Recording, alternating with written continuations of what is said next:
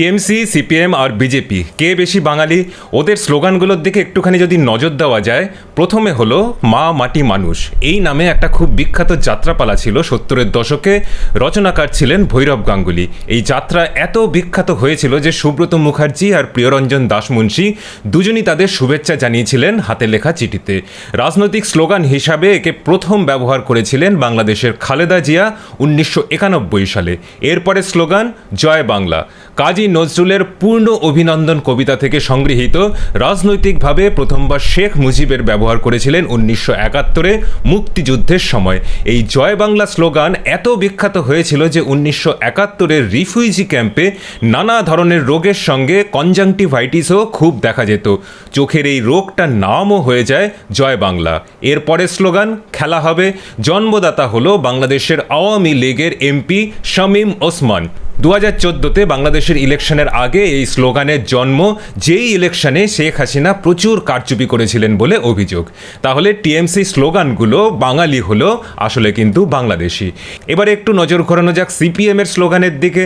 আরবি শব্দ ইনকিলাব আর পার্সি শব্দ জিন্দাবাদ, এই দুটোর সংযোজনে তৈরি স্লোগানটির জন্মদাতা হলো মৌলানা হজরত মোহানি।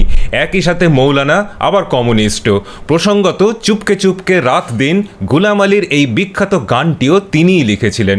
তিনি জিন্নার টু স্টেট থিওরি বা দ্বিজাতি তত্ত্ব মানতে রাজি হননি, কিন্তু অপরদিকে সোভিয়েত স্টাইলে ভারতকে 6টা ফেডারেশনে ভাঙতে চেয়েছিলেন। এরপরে লাল সালাম। আধা উর্দু এই স্লোগানের লালের অর্থ কমিউনিস্ট বিপ্লব।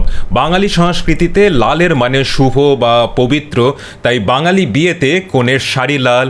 গাছ বা পাথর যাকেই আমরা ভগবান মানি না কেন, সেখানে লাল সিঁদুর লেপে দেওয়া থাকে।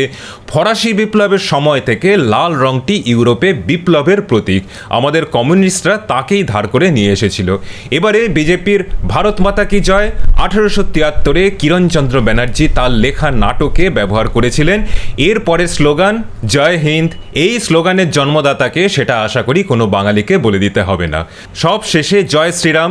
এর জন্ম হলো রামানন্দী বৈষ্ণব ঘরানা থেকে, যেই বৈষ্ণব ঘরানা নর্থ ইন্ডিয়া শুধু নয়, বাংলা, আসাম, উড়িষ্যাতেও প্রচুর আমরা দেখতে পাই। তাদের মন্দির এবং আশ্রমও ছড়িয়ে আছে বাংলার বিভিন্ন জায়গাতে। এবার বাকি বিচার আপনাদের উপরেই ছেড়ে দিলাম।